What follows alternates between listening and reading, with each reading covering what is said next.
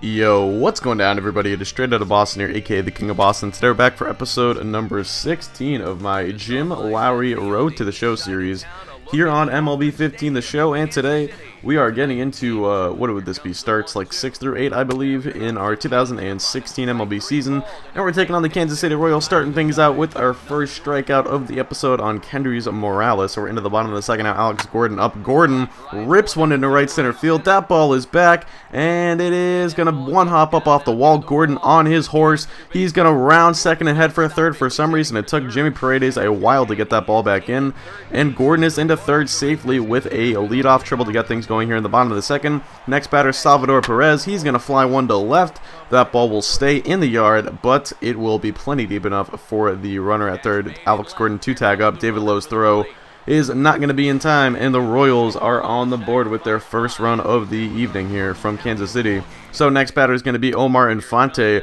0-2 count, and Infante is going to take that changeup looking right there, and that is going to be a pitch we get a lot of strikeouts on in this game, and we're going to get a lot of strikeouts on changeups looking, as you're going to see. Here is, I believe, Christian Colon. He's up now. He's going to take the first pitch for strike one, swinging and miss at the two-seamer, strike two, and then that one was either a slider or a changeup. I don't remember. It goes off the glove of our catcher, Kevin Plawecki, right there, but it is a drop third strike throw into first in time, and it is going to get Lowry out of the inning now. So, actually, here is Christian Colon. I'm not sure who that other batter was, to be honest, but he's going to go down looking on a changeup. So another strikeout on the changeup looking, and you can see he was not happy. He is showing off his displeased face right there. So Lorenzo Cain up now, still bottom of the third, 1-2 count.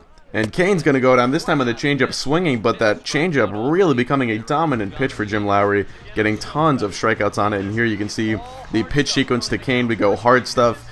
As usual, I really have, gotten good at mastering, or not mastering, what am I saying here? I've gotten good at, being able to move my fastball around in the zone and, really working to get ahead in the count with the fastball and then saving the breaking stuff for two-strike counts. But anyway, we get a ground ball there to end off the inning, so Lowry is dealing so far. Only one earned run allowed through four. Got a runner on first now, 3-2 count. That's going to be grounded right to the shortstop, Navarro, to second for one on the first. In time, a 6-4-3 double play to retire the first two men of the inning right there.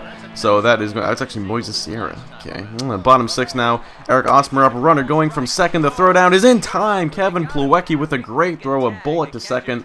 A good play on the hop right there by the shortstop. So it's a 2-1 ball game into the seventh now, 3-2 count. Morales is going to loop one into center field. He took that high fastball and just somehow got that one to fall down into center field. So it's going to be a leadoff base hit for the former for the former, well, he's played for a lot of teams, I guess. He was an LA Angel, Seattle Mariner, among other teams, but Buck Showalter will come out and pull Jim Lowry from the game after that, so he goes 6+ innings. Still responsible for Morales at first, but he would be stranded, so the final line reads as follows: 6 innings pitched, 6 hits, 1 earned run, 5 strikeouts, and 1 walk. So a pretty productive start out of Big Jim, and the Orioles pick up another victory. So we're still playing some pretty good baseball here. We're right at 25-25 heading into our next start, and it's going to be against the Seattle Mariners, and for the second straight time going up against the Seattle Mariners, we're going to be opposed by King Felix. So we take a look at the pitching matchup right here, as it is a battle of two of the better young, or I shouldn't say young anymore, but two of the better right-handed pitchers in baseball. So let's get it started here. Bottom of the first, Austin Jackson up. He's going to go down swinging on the 97-mile-an-hour heater up and in, and that's going to be the first strikeout of the day for Big Jim. Now Kyle Seager up with a man on second, 0-1 count. He's going to rip that one to deep right field. That ball is back, and goodbye. A 2-run home run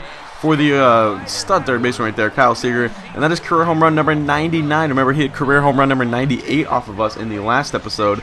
This time it is 99, so still not yet getting to 100, but he might just have to face us a couple more times, and he might get there sooner rather than later. So Kyle Seager takes us yard, a 2-run shot, and that is going to be the first 2 runs of the game. So it's a 2-0 ball game now with a man on first. Mark Trumbo up, 0-2 count. He's going to ground this one softly. Shortstop charging, flip to second in time, and that would get Lowry out of the inning. So he's 3-1, and he gives up those 2 runs. But Dustin Ackley up now, 3-2 count with a man on first. He's going to rip that one down the left field line. That somehow stays fair. So that is going to put 2 men on now with 1 man out for the bottom half of the Seattle Mariners lineup right here in the bottom of the second inning. Next batter is going to be, looks like Mike Zunino, 2-1 count. Zunino is going to rip that one, and that's a fair ball. So the Mariners just squeezing a couple balls fair down the lines in the last couple of hitters, and that is going to drive home a run. So it is a 3-0 ball game now. Lowry not looking so good, and now it's Austin Jackson's turn. 0-1 count. Jackson grounded to the third baseman. Machado goes to second for one. Relay to first in time. A big 5-4-3 double play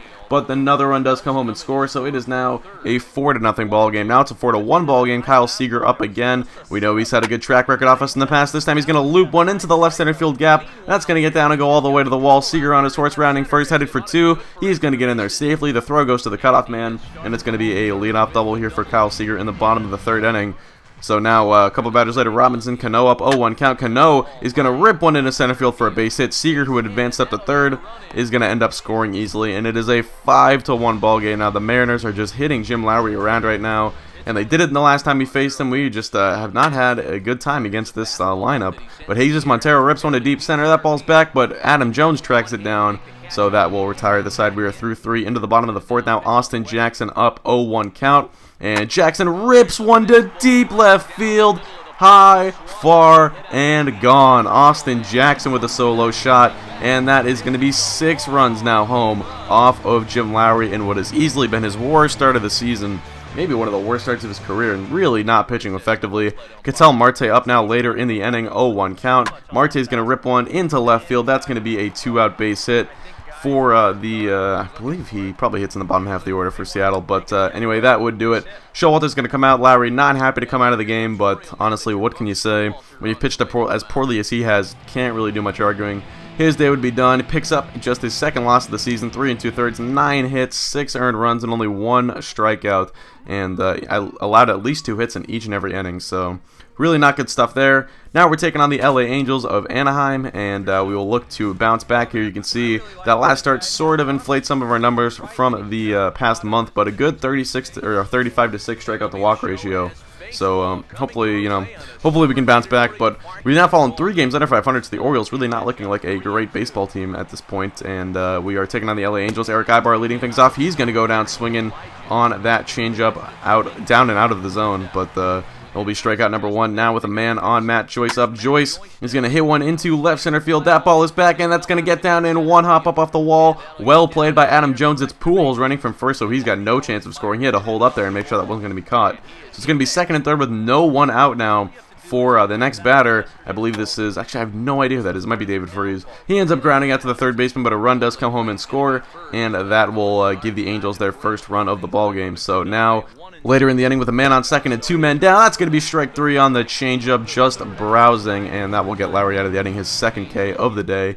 Now we're on to the top of the 3rd, 1-2 count. Lowry from the full windup. He's going to get this batter to go down. I think that was their catcher Kubica, who goes down swinging on the fastball. Now we're into the top of the 4th. Still a 2-1 ball game. Baltimore on top. Matt Joyce up, grounds one sharply to the 2nd baseman. A nice 5-4-3 double play. And Lowry is out of the 3rd inning, out of the 4th inning now, pitching really well so far. Top 5. This is going to be popped up. Lowry just off the mound. He will take it himself, gets under it, and puts up his glove and squeezes it home for the out. So that's going to be out number 2. Now later in the inning with a man on 2nd, this is Kubica again. He's going to fly one to deep left field. That ball is back and gone. A 2-run home run. So that is going to give the Angels their 2nd and 3rd runs of the day here. Lowry had looked really good, looking like he was having a nice bounce back start from his last one. But instead, a 2-run job makes it a 5-3 ball game, so still with the lead. Oh, that's actually Gary Brown, the former Giants prospect. So Johnny Giavotella up now. He's going to foul off strike 1. 0-1 pitch, fouls it off again. Strike 2. Now the 0-2. Strike 3, looking on the slider down and away. Strikeout number 4 for Big Jim here on in tonight's game. And take a look at the replay. Great location right there. Just caught the corner of the plate.